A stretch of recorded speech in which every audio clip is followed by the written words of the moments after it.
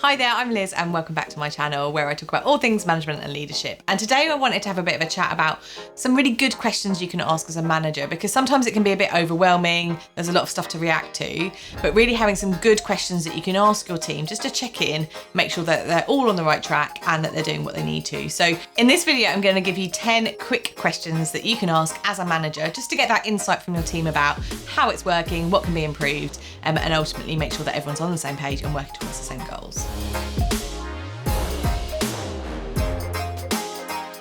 So the first question to ask is, are you clear about what our strategies and goals are? And that just gets you to understand whether or not the team understand what the big picture goals are and what they should be working towards. And also actually if they're misunderstanding what sort of short-term tasks or some of the things that they're doing don't really contribute towards the wider goals of the team. So just checking in with them and asking, are you clear about what the goals and strategies are? Will just give you that insight about where you perhaps need to communicate more or set some more clear metrics that they need to be working towards. The second question is, what's the biggest challenge we face? And that's a really interesting question to get some insight about where they find that the biggest problems are or the biggest obstacles, and understand if they're thinking about processes within the team or within the company, or are they looking at wider market factors? So it's about understanding where do they think their biggest challenges to being successful against the goals and strategies that you've set for the team. The answers to those questions can also help you be a more effective manager, because there may be some things that are macro or outside of your team's control that you need to take elsewhere up in the management structure or elsewhere in the company. But by getting that insight from your team, that will help you as an advocate to go out and kind of solve those issues, but also help to raise your profile by giving good insight about what the challenges are on a day-to-day basis. The third question is a way of getting a temperature check on how the team is working. So a question like, what are the biggest improvements we can make to how our team works?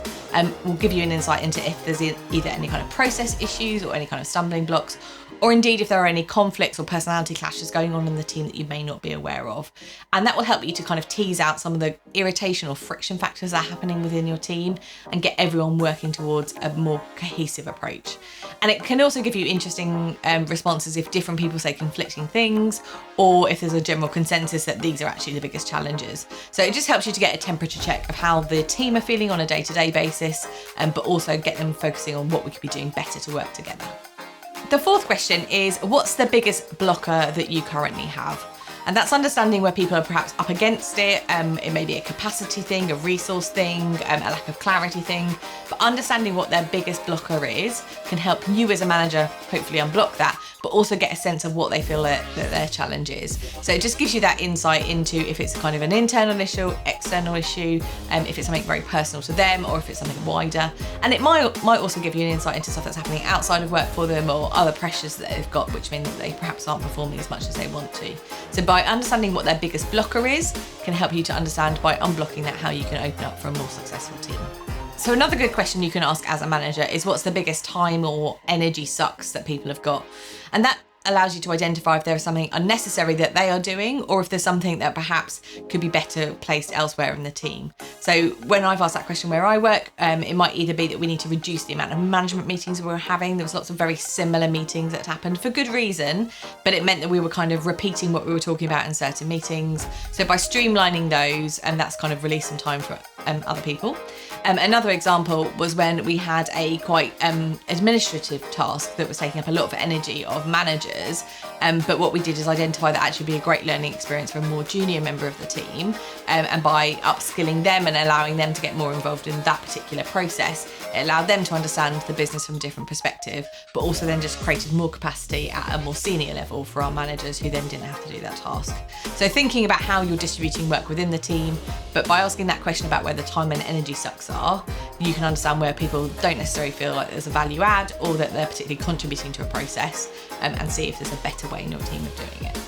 The next three questions are all quite are linked, and you might have come across this process before, but it's a stop, start, continue process. So asking the team members, what should we start doing that we're not currently? And that will allow you to identify perhaps passion projects or added value things that you're not doing as a team, or things that people think will elevate either their performance or the wider team's performance up to a next level. So looking at those things, what should we start doing?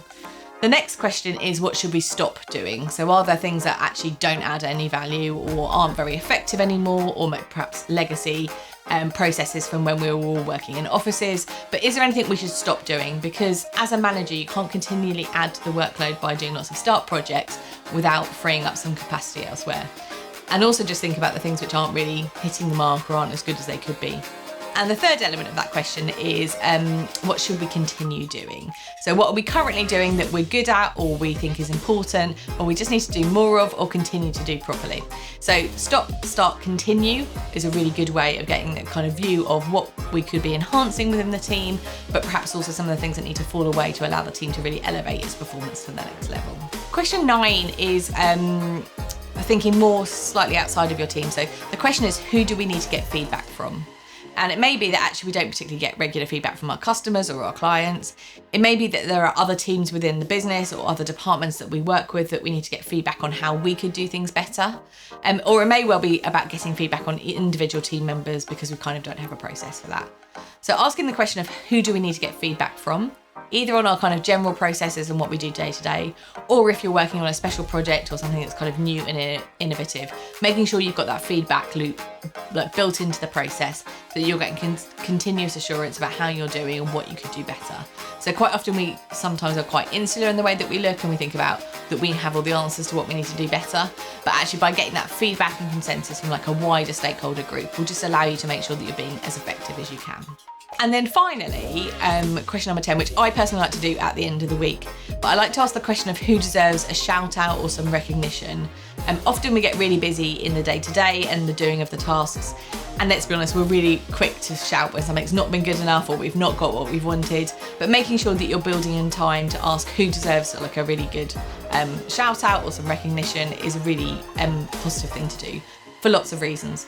Firstly, as a manager, it's nice to do something positive. A lot of what we get dragged into is when people aren't happy or things need to improve. So by taking some time out of your working week to reflect on actually who's doing a really good job will make you feel better about it. But also recognition is a really important part of retention and making sure that people know what's valued. So whether or not it's who's had a win of the week, someone who's done something really well, and then working out how that recognition needs to happen. So some people don't like a public shout out and you need to perhaps be thinking more of a more subtle or discreet gesture that they might appreciate.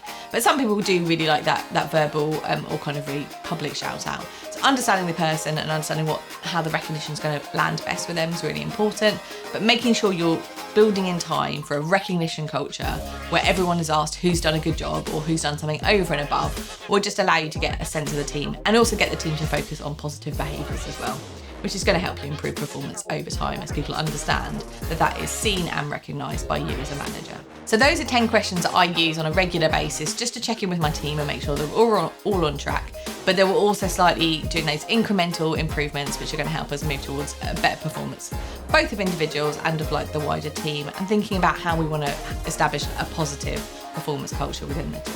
Here on my channel we talk about management and leadership stuff. I'm a partner in a large accounting firm and I'd love to hear what you think are really good questions that you've been asked by your manager, or as a manager what you think is a really good question to ask. So please leave those in the comments below and I'll see you in the next video.